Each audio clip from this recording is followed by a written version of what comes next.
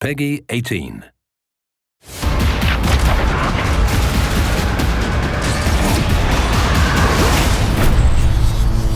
We are so excited for fans to get their hands on the first DLC of the season. We've been listening to your feedback, and we have so much more to come. We've got 4 intense maps and a brand new zombie experience.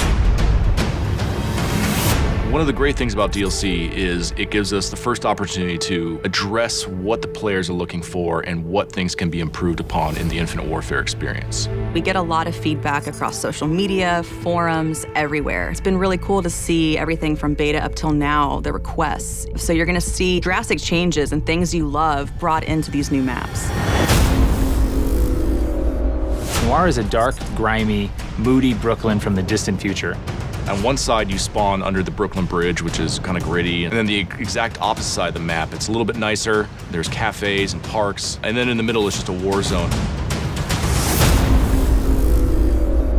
Neon is a virtual training simulator for urban warfare. It's a Z-shaped map with a long sightline down the middle, a high B point up on a ledge, and a close quarters area in a nightclub in the 3rd lane.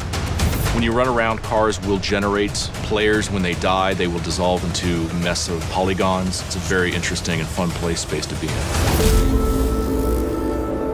One of the maps in DLC 1 that we are pretty excited about is called Renaissance. It takes place in Venice. It's a very tight quarters, very fast gameplay. If you like to snipe, you're gonna love the church lane. If you like to run and gun with your shotgun or your SMG, you're gonna love skating through the interiors and engaging players. And if you're a mobile mid-ranger, you're gonna love taking your assault rifle onto the streets. Another map we have is called Dominion, and it's a Modern Warfare 2 remake of the classic map Afghan. This time it takes place on Mars. Afghan is such a revered map, not just amongst the fans, but also among everybody at Infinity Ward. It has a lot of different identifiable landmarks that everybody can remember: the crashed ship, the AA guns on the hill. And we knew it was kind of an easy transition over to Infinite Warfare's theater of war. And players can now boost jump up to the lookout and counter snipers with close range engagements. The Rave and the Redwoods is a trip back to the 1990s, to a place that is such a stark contrast from what we did in Zombies in Spaceland. I think players are in for a real surprise. We made them really comfortable in Spaceland by opening up lanes, making it bright and colorful. This is really a horror film brought to life in a video game form. It's going to blow people's minds. After getting sucked out of Zombies in Spaceland, our 4 characters appear in a cabin. They wake up kind of groggy. They kind of realize that they're maybe in the 90s now. As you explore outside of the cabin, you find out that you're actually in an abandoned camp that's been kind of taken over by a few hundred raver kids that are throwing an all-night rave party in the middle of the woods. The level has this dark, foreboding, kind of spooky vibe, and then the world comes alive.